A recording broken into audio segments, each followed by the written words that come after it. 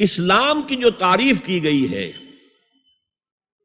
متفق علیہ روایت ہے حضرت عبداللہ ابن عمر سے رضی اللہ تعالی عنہما، بنی الاسلام علی خمس، اسلام کی عمارت 5 چیزوں پر قائم ہے: شہادت اللہ الہ الا اللہ وان محمد رسول اللہ، واقام الصلاۃ وایتاء الزکوٰۃ وصوم رمضان وحج البیت من استطاع الیہ سبیلا۔ کلمہ شہادت ہے کہ میں گواہی دیتا ہوں اللہ کے سوا کوئی معبود نہیں، اور میں گواہی دیتا ہوں کہ محمد صلی اللہ علیہ وسلم اللہ کے رسول ہیں۔ پھر 4 عبادات ہیں، نماز ہے، روزہ ہے، زکوٰۃ ہے، حج ہے۔ تو اسلام جو ہے دنیا میں قائم ہے ان 5 بنیادوں پر۔ اب ان میں خاص طور پر دیکھیے لفظ ایمان کہیں نہیں آیا، گویا کہ اسلام کی بنیاد اقرار باللسان پر ہے، اور دنیا میں کسی شخص کے مسلمان سمجھے جانے کا دار و مدار صرف اسی پر ہوگا۔ اگرچہ بعض فقہا نے کہا ہے کہ تصدیق بالقلب بھی ہونی چاہیے ساتھ، ٹھیک ہے، لیکن ہم ویریفائی تو نہیں کر سکتے نا، دنیا میں تو معاملہ قانون کا ہے، اور قانون تو ویریفائیبل فیکٹس کے اوپر فیصلہ کرے گا۔ ہم نہ کسی کے ایمان کو ویریفائی کر کے سند دے سکتے ہیں کہ ایمان ہے، نہ کسی کے ایمان کی نفی کر سکتے ہیں۔ تو دنیا میں معاملہ سارا اسلام پر ہے۔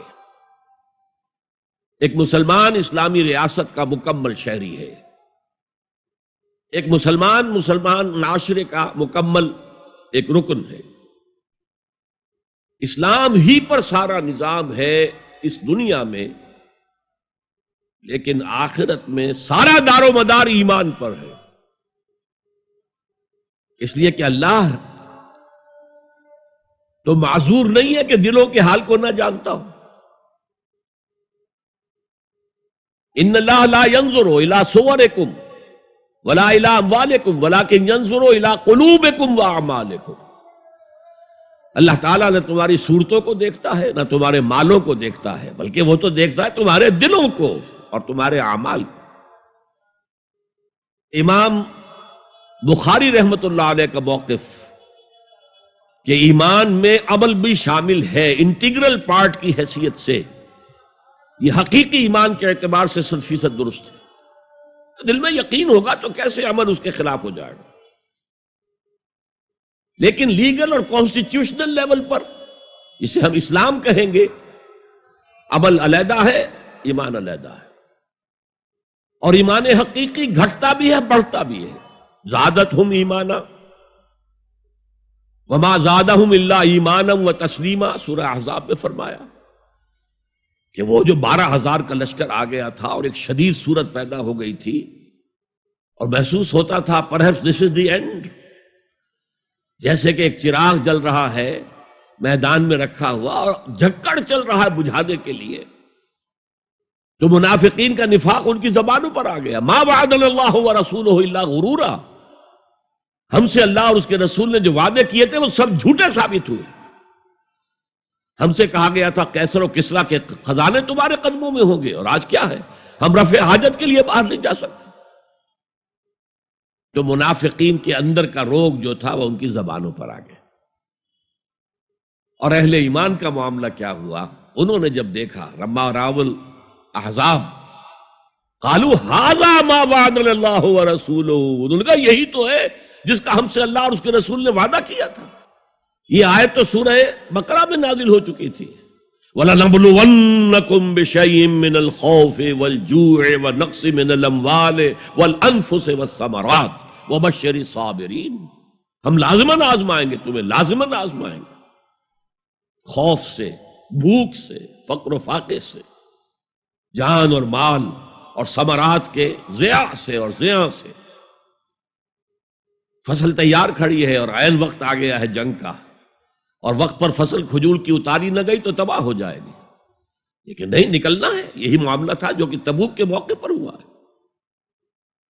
قحط کی کیفیت تھی اور اب فصل تیار تھی، اب ساری امیدیں اس فصل پر تھی، کھجور کی، لیکن ظاہر ہے کہ کھجور کی فصل اتارنا کوئی عام خواتین کا کام تو نہیں ہے، لیکن مردوں سے کہا جا رہا نکلو اللہ کی راہ میں، سب کے سب۔ پہلی مرتبہ لفیر عام تھی، ہر صاحب ایمان نکلے، تو ایک بہت بڑی آزمائش۔ تو جو راسخ الایمان تھے، صادق الایمان تھے، ان کا رد عمل سچویشن ایک ہی ہے۔ منافقین کہہ رہے ہیں ما وعدنا اللہ ورسولہ الا غرورا، ہمیں تو اللہ اور اس کے رسول نے سبز باغ دکھا کر مروا دیا،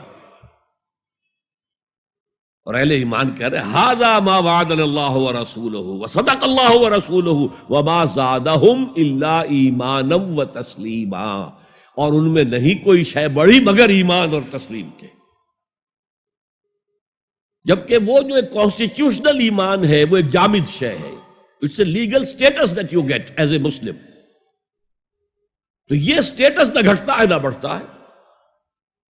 یہ نہیں ہو سکتا کہ ایک باپ کے اگر دو بیٹے ہیں اور ایک متقی ہے، زاہد ہے، عابد ہے، تہجد گزار ہے، دوسرا فاسق و فاجر ہے، تو وراثت میں اس تہجد گزار کو زیادہ حصہ ملے اور دوسرے کو جو ہے وہ کم ملے؟ نہیں، ایکول المسلم کفو لکل مسلم، تمام مسلمان آپس میں جہاں تک ان کے لیگل اور پولیٹیکل حقوق کا تعلق ہے برابر۔